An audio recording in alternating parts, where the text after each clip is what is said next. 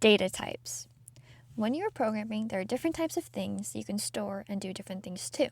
There are many different data types, but here are some of the main ones that you'll see most often. Strings. Strings are a non-primitive type, which means they function more as an object compared to the rest of the data types. Strings hold words, sentences, paragraphs, and even other characters as text. You can have a string that stores duck, duck, code, or just the letter M, or a string that stores the number 1. The only difference is that strings cannot be used to do math or used in other functions without additional methods and functions that can extrapolate the meaning out of strings. Integers. Integers are like integers in math class. They are whole numbers that don't have any decimal points. This makes integer math quite interesting and different in some ways from normal math.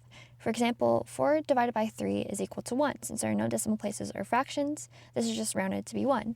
Another tricky thing about integers is that typically when you declare and initialize an integer, you don't say integer, but just int, I-N-T. Double. A double is a number with double precision, meaning that it can have decimal places and behaves more like numbers in math during math equations. For example, 4 divided by 3 equals 1.333333333, repeating. Characters. Char. A character known as a char is basically one number or letter, such as M or 0. These, like strings, cannot be used to do math equations or other purposes without being interpreted by other methods. A useful fact to know is that characters are stored as ASCII characters, so if you ever need a quick way to compare letters or numbers, characters can be a good way to go. Boolean. Booleans are the typical true or false data type in computer science. A Boolean can be set to true or false, which the computer can then understand and use in methods, loops, and other functions, as Boolean is a primitive data type. Just like in math class, you can use X or another variable name to stand for a number, known or unknown. You can do the same thing while coding by declaring a variable that can store a number, integer, or double, and then use that in equations and functions in math. Here's how to declare a variable in Java. Type name equals your value, and then semicolon.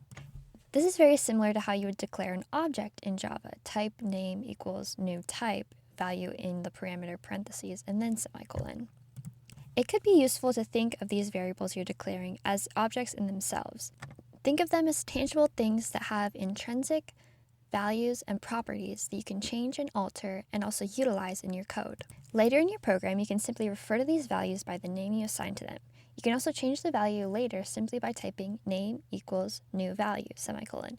As long as the type you enter is compatible, your variable will have a new value assigned to it. The main thing to remember is that whatever you declare your variable as, the value needs to match that type. I cannot set a string equal to 1, but I could set a string equal to 1 in double quotation marks. Coding is in the semantics, and data types are an important part of making sure your program runs as you intend it to. Thank you for watching Duck Duck Code.